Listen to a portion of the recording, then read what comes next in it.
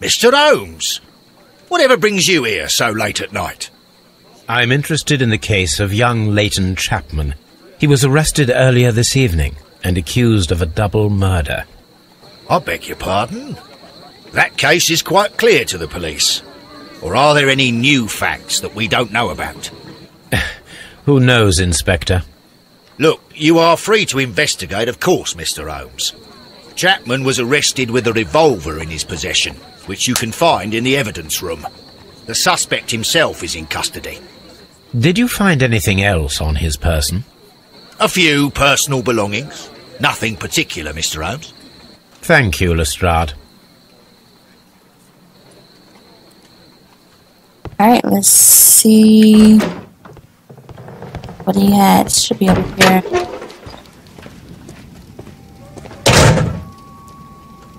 So this is the gun that Leighton was holding when he was caught by the police. It is a Webley revolver, a reliable weapon. It seems as though the shells were not removed from the cylinder. Oh, nothing. Sorry.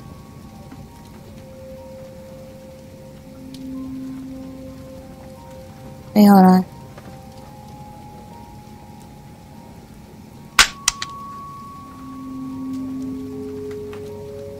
Two out of the 6 shells have been fired. There were 2 shots.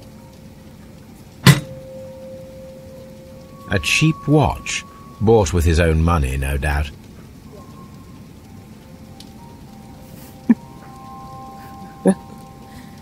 These cigarettes are filled with cheap tobacco. Nothing interesting.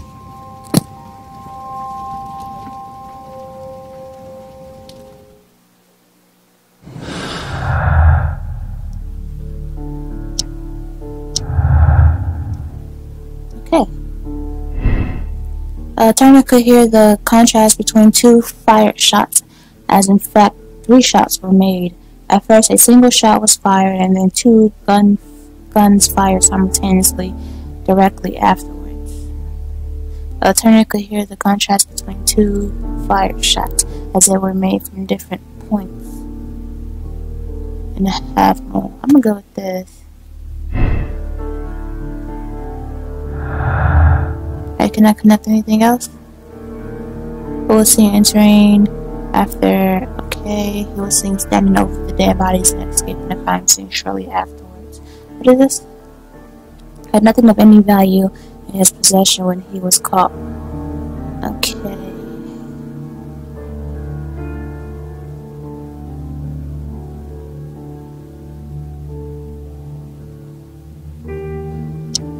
Is that it? Alright, I'm just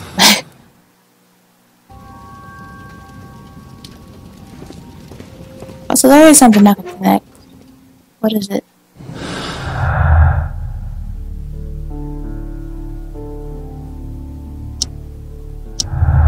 Huh. Kenneth Butler and Brian Riccati were the victims of a double murder carried out by one person. Right, obviously. There's still something?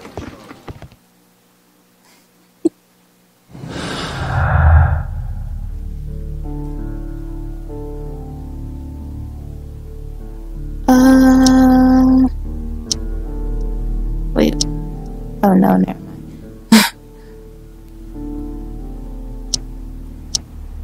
I think I already tried that. Alright, there you go. The witness testimonies in the crime weapon clearly point to one possible culprit. Yeah.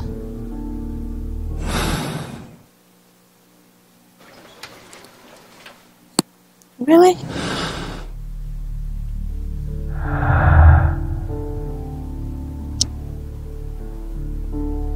Yeah, that doesn't go with anything. Alright, go back.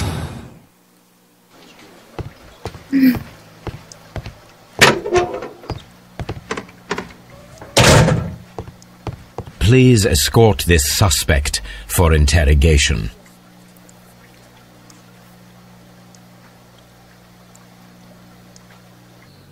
Good evening, Mr. Chapman. Who are you? I've got nothing to say. It's all a mistake. Calm down, Leighton. I have come here to help you. To find out if you truly are innocent, as your younger brother Wiggins has told me. My brother? You know him? Then that means you're... Sherlock Holmes. Oh, blimey. All right, Mr. Holmes. I'll tell you everything.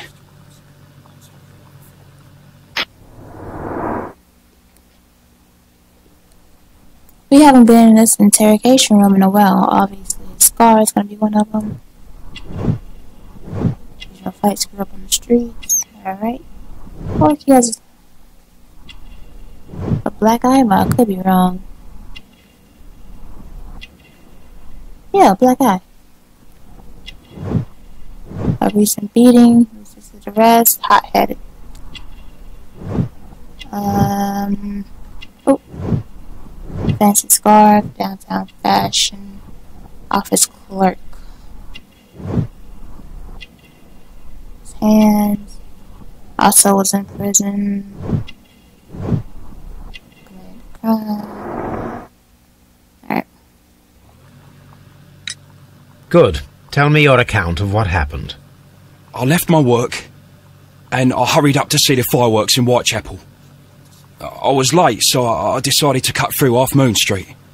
I saw the first fireworks light up in the sky. I bumped into a constable on a corner before entering Half Moon. Then suddenly, what with all the firework flare, I saw two men. They were both lying flat in the middle of the street. I stopped where I was. I thought about turning back to the police, but as I was thinking of that, I saw a third person. He was leaning over the body that was furthest from me. The second I saw him, he raised his head and he stared at me. In a flash, I saw his gun, but he made a dash for it instead and he escaped through Whitechapel Street. So you might still have had time to return to the constable. I panicked. I didn't know what to do. Anyway, I approached the bodies just to see if they were still alive. I saw that one had blood pumping out of his stomach. He was dying. It was horrible. The second one was already dead. He had a hole in his head. He was holding a gun in his hand, though. I took it, and then I followed the third man. Interesting. Pray, continue. I turned a corner, and I saw the man standing in the middle of the street. He seemed to be in some sort of panic. And then, Mr. Holmes, something strange happened. I told the police and they laughed at what I said, but I swear to you, my words are true. I started running towards him. But then I was blinded by a flash. It was so bright that I hardly saw anything for a good dozen seconds. But I kept running forward. As I arrived in Whitechapel, I heard a woman screaming. And then I was caught by the police. But there wasn't a trace of that man. Of course, then they found a gun and all that blood. I couldn't see the murderer escaping and all that mess. Perhaps I was still half-blinded at that moment. A thrilling account, my young man. Leighton, are you able to describe the person whom you saw standing in Half Moon Street? Well, I wasn't able to see his face at all. It was too dark, and he was too far away. I could see his silhouette. And what about that? Nothing so special. He was wearing a jacket. He was quite average in size and his weight. I see. Was there anything else that struck you at the time? No. But perhaps... It's strange, but I can't remember the sound of his footsteps as he was running away. Perhaps it was because of the fireworks or the surprise of me seeing him. Leighton, I confess I am puzzled. Why should a young lad like you take a gun from the hands of a dead man and set off in pursuit of a probable killer? I know. I keep wondering that, but at the time it was like a reflex. A criminal ought to be arrested, and he was armed. You were willing to risk your life. That was a little foolish, unless you wanted revenge. No, Mr. Holmes. I was just being brave and stupid.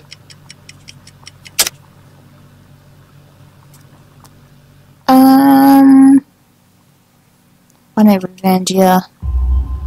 I'm sure that you were, but I believe that you may have recognized one of the victims, Brian Vercotti. You knew that gentleman well, did you not? However could you know that? You have a typical tattoo of the Westgate Brotherhood upon your hand. I observed exactly the same mark upon Mr. Vercotti. You came to know him from your sharing a past prison sentence. Am I correct, Mr. Chapman? Oh, God.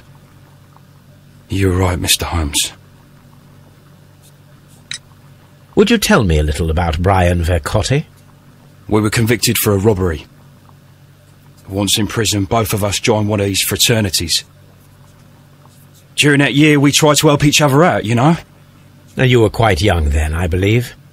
Yes, Mr. Holmes, we were. We'd only stolen a pound of meat. After we were released, and when I saw what my little brother had become, I decided to work towards living an honest life. And Vercotti? He had a hard time. His sister had died in a Whitechapel dispensary while he was in prison. He had no family anymore. Our paths split. He fell back into crime. So you lost him? Yes. And for around 2 years, I heard no news of him at all. We shall see you soon, young man.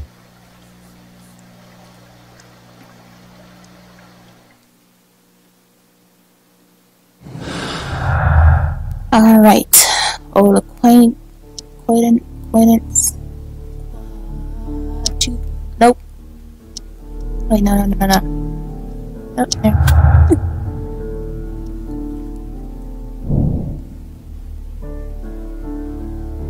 A violent crime committed in Half Moon Street could have had a personal motive.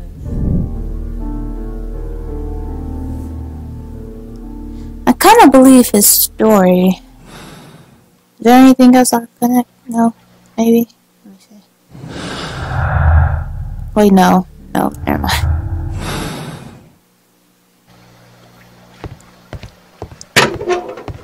Alright, so what next? The ancient bracelet. And these exclamation marks.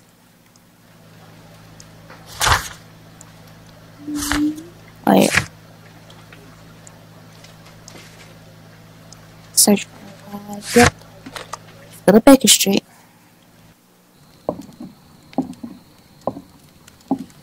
Alright, let's check out archives.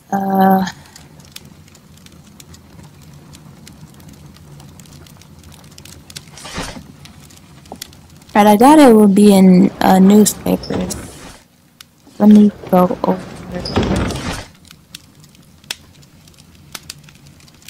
Rabbit.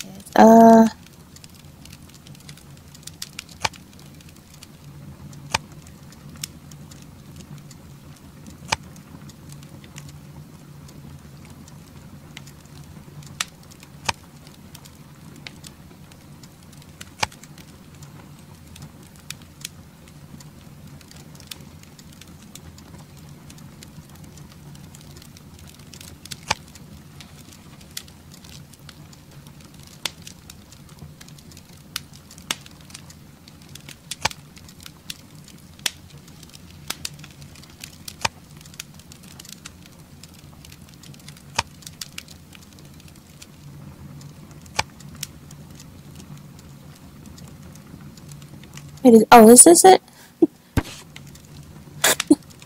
I wasn't paying attention at first. These beautiful antique jewels represent a part of the Hellenistic treasures collection. Depicted are the 5 heads of mountain ram upon a bracelet, necklace, and ring, each made of pure gold. I've been missing from the museum since 1885. The 5 rams.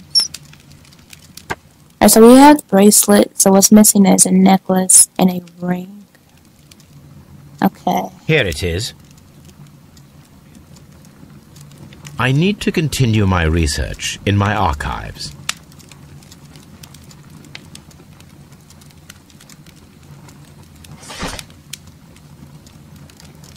Alright, a part of an ancient jewel set that belongs to the Hellenistic treasures collection. They have been missing. Should I look for the news? I thought it was it's missing, it probably is the news. Nope. Wait. Nope.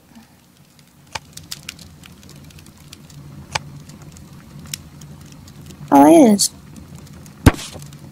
The Hellenistic treasures were stolen yesterday evening while being transported by a cab on their way from the British Museum.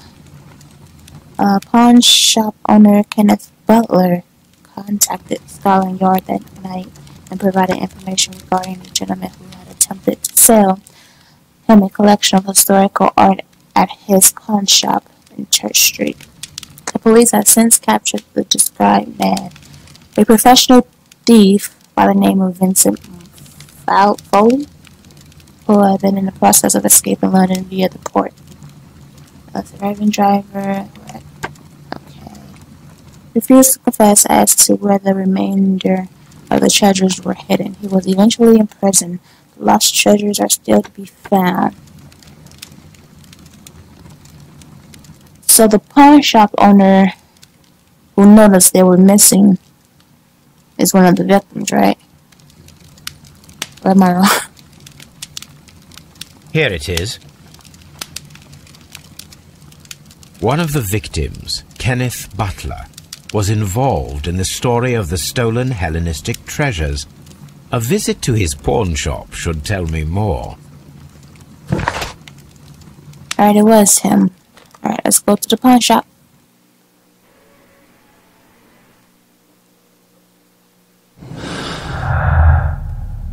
Lost art. Long lost art. Was stolen. It's not been found. Considered to be lost.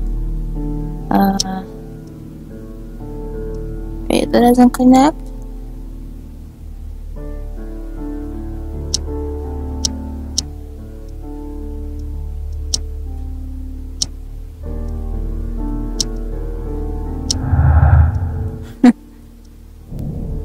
A person whom Layden describes in his statements is a figment of his own imagination, created to vindicate himself. Imaginary man. Really?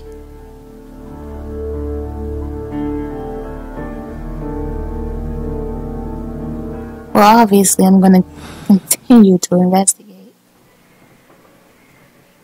They did the last case where you could kind of solve it early. Why they won't let Watson? Alright, let's see. Can we talk to him? No? Oh, he's probably just puking right there. Are we by a bar? Talk to him. He seems drunk. Probably can't talk to him either.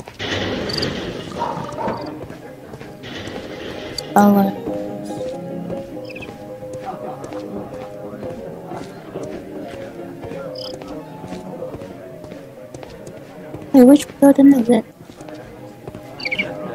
I'm looking for the pawn shop, right?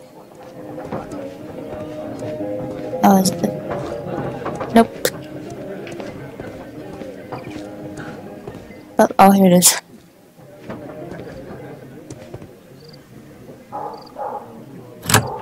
Mr. Butler's key matches the lock perfectly.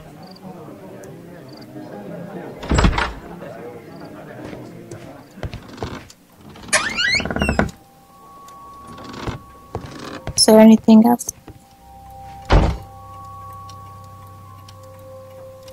Crampons and a sharp ice axe would only be brought here by a mountaineer. That's it?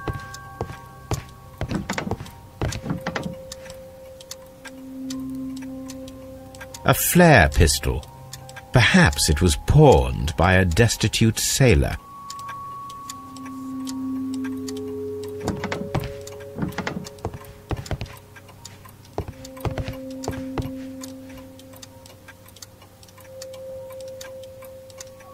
Oh, wait.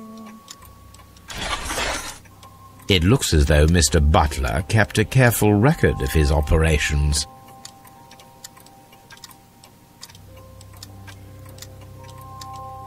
Oh shit, oops. trying to see if I can close the drawer. Anything else?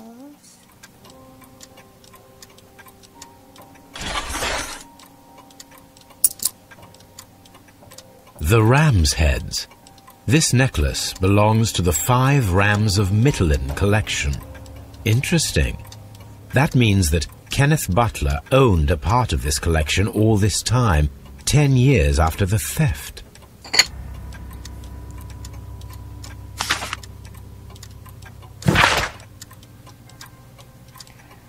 Kenneth, I remember you once told me about 3 pieces of golden jewelry with ram heads from ancient Greece. You still got them, right? Well, good news for you. I found a man loaded with money who's crazy about those jewels. He's ready to fork out a small fortune. I can arrange a meeting with his money back for you, but I want you to cut me in on the deal. I'll be waiting for you at the crossing of Great and Half Moon Street on Sunday evening before the fireworks. Brian. Okay.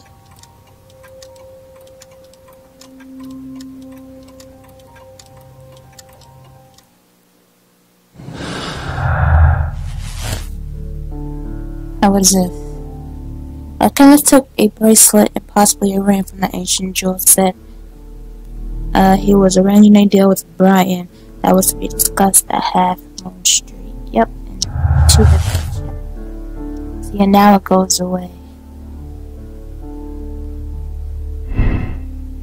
The search for the missing Hellenistic treasures could be the motive for the crime. Mr. Turner picked up the bracelet directly after the murder, but the ring is still missing. The violent crime could have had a personal motive.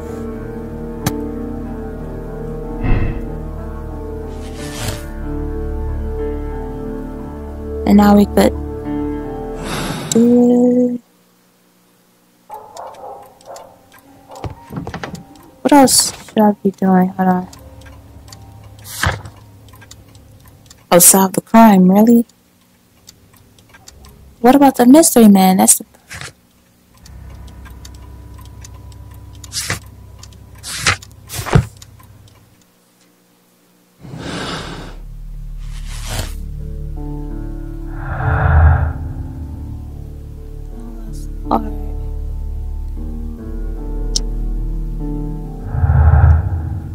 I feel like there's something missing. I don't...